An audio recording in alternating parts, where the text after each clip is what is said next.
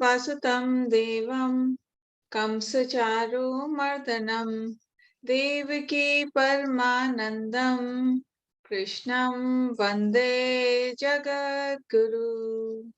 कृष्णं वन्दे जगद्गुरु।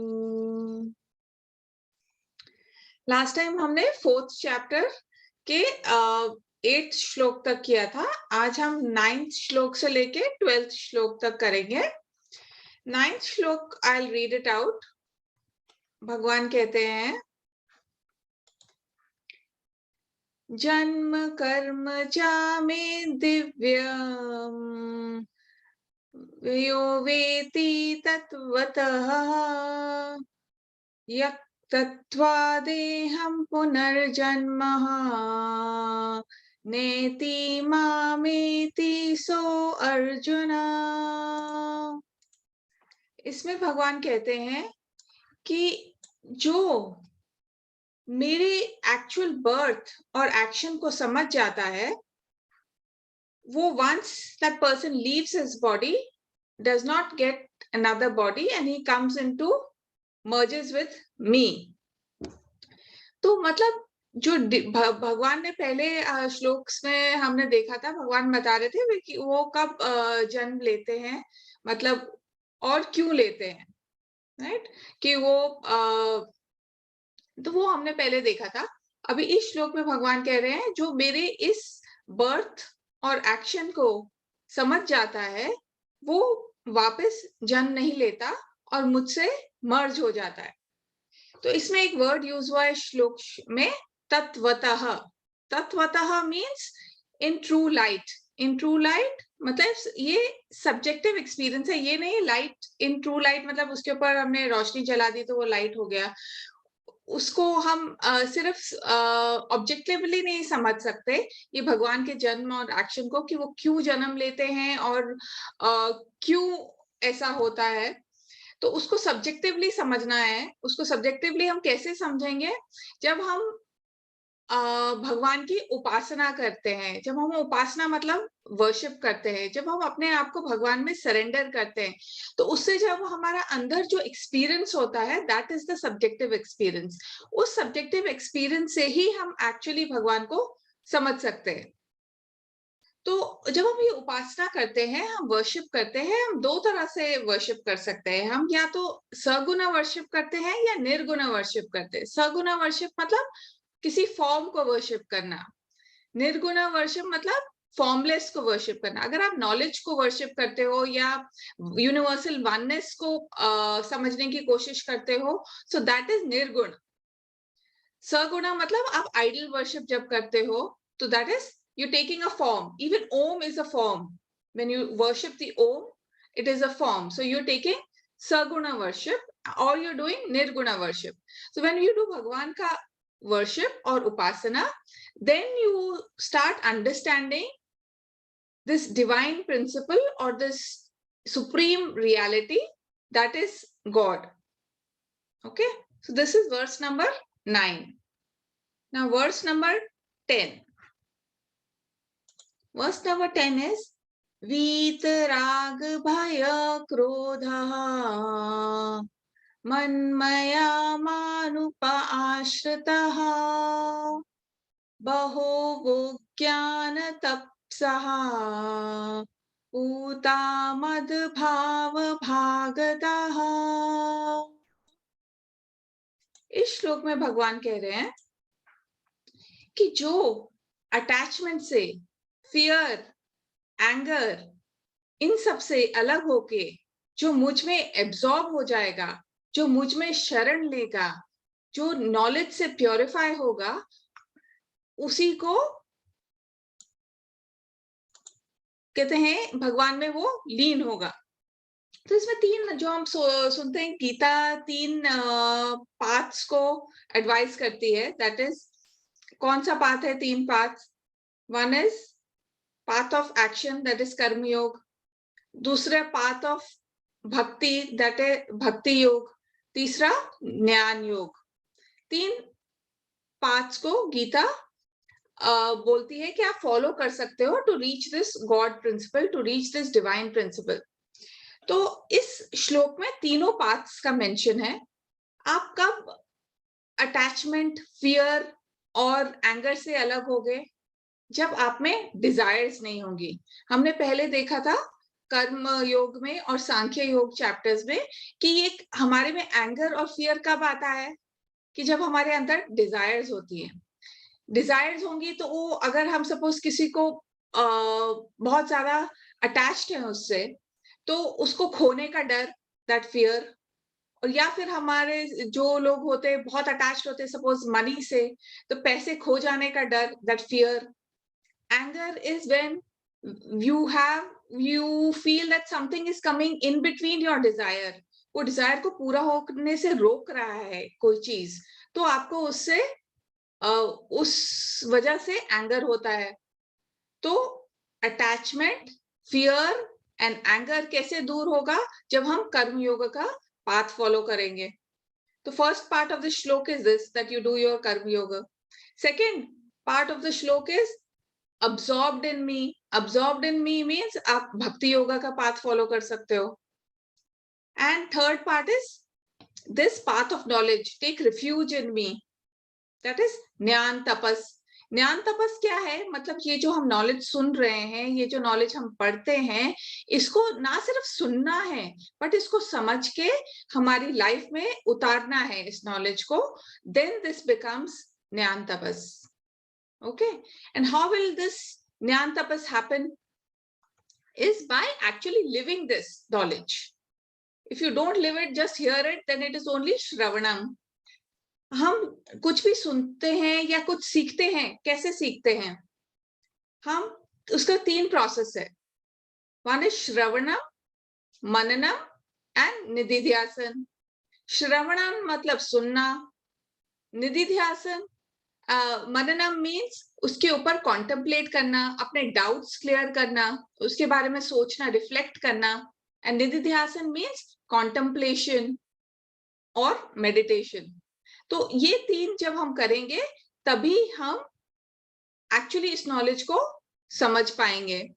तो हम जब कोई टीचर कोई चीज पढ़ाता है, that is only 25% of the learning happens at that time. सिर्फ सुनने से सिर्फ 25% of learning happens. Next 25% happens when you think about it, when you clear your doubts. उसके बाद 25% तब ऐड हो जाती है जब आप उसके बारे में डिस्कशन करते हो। और मतलब अगर ग्रुप में हो, आप एक दूसरे से उस बारे में डिस्कशन करते हो, तो उससे वो अनदर 25% बढ़ती है, तो हो गए 75। और लास्ट 25% बनती है लाइफ में एक्सपीरियंस करने से उसको, राइट? तो 100% हो गया। 25, 25, 25, 25. First 25 is only listening. अगर सिर्फ लिसन किया तो only 25% of knowledge we have gained. Then उसके बाद अगर हमने उसमें मननम किया, रिफ्लेक्शन किया, अपने डाउट्स क्लियर किए, then we gain the other 25%. And then when we do nididhyasana, then we gain the other 25%. And when we start living that knowledge, then it will become 100%. ठीक है? Now श्लोक number 11। श्लोक number 11 है, ये यथा माम प्रपद्यन्ते ताम सत्यं भजाम्यहम् मम वर्तमानो वर्तन्ते मनुष्याय पार्थ सर्वशः। Okay, now in verse number 11, भगवान इज सेइंग, जिस फॉर्म में भी कोई मुझे अप्रोच करता है, मैं उसको उसी तरह से रिवॉर्ड करता हूं। मतलब इसमें एक वर्ड यूज हुआ है श्लोक में, भजामी। भजामी मीन्स टू सर्व। तो अगर हम भगवान को सर्व करते हैं तो भगवान हमें सर्व करते हैं। एक बहुत अच्छा वो है भजन है इस पे, प्रबल प्रेम के पाले पढ़कर मैंने प्रभु को नियम बदलते देखा।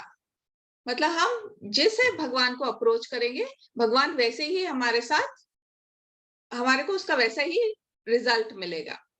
इसका मतलब है जैसे अगर कुछ लोग सिर्फ अपनी बॉडी पे फोकस करते हैं, तो उनकी या फिटनेस पे फोकस करते हैं, तो उनकी बॉडी फिट हो जाती है, तो उनको रिजल्ट मिला, भगवान ने उनको रिजल्ट दिया, Their focus was only on their body, so they got result on their body. Now, if somebody wants to excel in computers, that person focuses on computers and then he excels in computer. He gets a result that he becomes an expert in computers. So जो भी हम तरह से भगवान को approach करेंगे, भगवान उसी तरह से हमें रिवॉर्ड करेंगे. अब जैसे अगर हम भगवान तो एक ही है, बट हम उस पावर की, भगवान की डिवाइन पावर को कैसे यूज करते हैं वो हमारे अंदर है. जैसे अभी हम कार में पेट्रोल डालते हैं, तो पेट्रोल से इंजन चलता है, इंजन से कार चलती है. बट अगर हम कार को, इस इंजन की पावर को ठीक से यूज करते हैं, तो हम जहां जाना चाह रहे हैं, जिस डेस्टिनेशन पे जाना चाह रहे हैं, वहां पहुंच जाएंगे. लेकिन हम इस पावर को मिसयूज करते हैं, रैशली ड्राइव करेंगे, स्पीड क्रॉस, लिमिट क्रॉस करेंगे, then what will happen is we are going to crash. So how we use this divine power is in our hands. हम किस लिमिट तक इस डिवाइन पावर को use करेंगे, ये हमारे ऊपर है. किस तरह से हम भगवान को इन्वोक करना चाहते हैं, ये हमारे ऊपर है. तो हम जिस तरह से भगवान को इन्वोक करेंगे, उसका उसी हिसाब से हमारे को उसका रिजल्ट मिलेगा. Now verse number 12.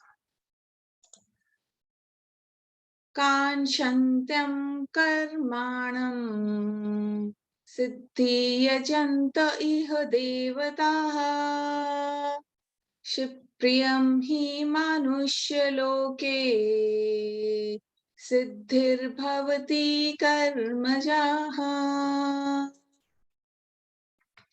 इस श्लोक में एक्चुअली काफी आई डोंट नो इफ हम लोग अवेयर हैं कि नहीं, कि काफी सारे इंडियन जो है institutes, Indian organisations have based their logos and have based their mottos on the shloks from Bhagavad Gita. Now IIT Madras is based their logo on this shlok of Bhagavad Gita. इसमें जो last के 2 words हैं इस श्लोक के, वो है सिद्धि भवति कर्मजा. मतलब आप जब एक्शन करोगे, उसके बेसिस पे आपको रिजल्ट मिलेगा. आपके your accomplishment arises from effort. So success is born out of action. तो ये वर्ड्स 2 हमारे IIT मद्रास के लोगों में भी यूज होते हैं. इधर एक स्टोरी है जिसमें एक सेज है, वो अकबर के कोर्ट में जाता है. वो एक्चुअली अपने आश्रम के लिए कुछ चीजें चाहिए उसको, तो वो इसलिए वो अकबर के कोर्ट में जाता है.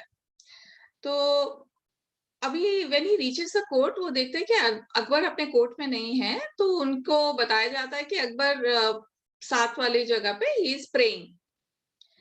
तो ये जो सेंट है, ये he opens the door and he looks inside and he sees that Akbar is praying and he is asking the Lord, मेरी आर्मी और बढ़ा दो, मेरा ट्रेजर और बढ़ जाए, ये बैटल जो अपकमिंग है वो हम जीत जाएं. ऐसे he is asking for things from the Lord.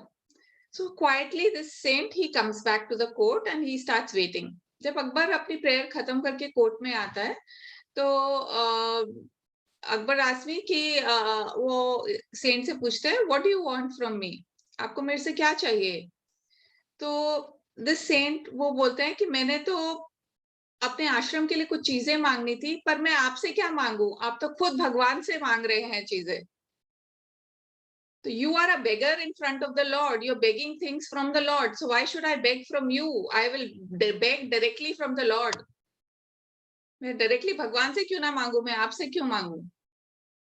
Okay, तो here it is then previous shloka और इस श्लोक में दोनों में कि जो जिस तरह से हम भगवान को अप्रोच करेंगे, उसी तरह से भगवान हमें रिजल्ट देंगे. हमें जो मांगना है हम भगवान से मांग सकते हैं. मतलब उसमें जो हम करेंगे, भगवान हमें उसी में अकॉम्प्लिशमेंट देंगे.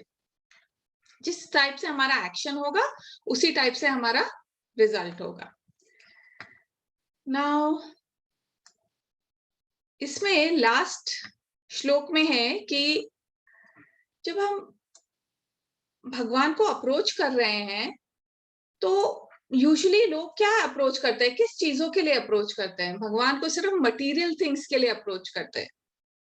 कि मेरे को घर मिल जाए, मुझे गाड़ी मिल जाए, मुझे मेरी जॉब लग जाए, मेरे बच्चों की शादी हो जाए, मेरा whatever. So they are asking only for material goods from God. तो जिस तरह से आप वो चीजें मांगते हैं, और जैसे कहते हैं ना कि हमारे हिंदू कल्चर में हर चीज के लिए एक पर्टिकुलर गॉड है। जैसे आप रेन के लिए इंद्र को प्रे करते हैं, आप स्टडीज के लिए सरस्वती जी को प्रे करते हैं।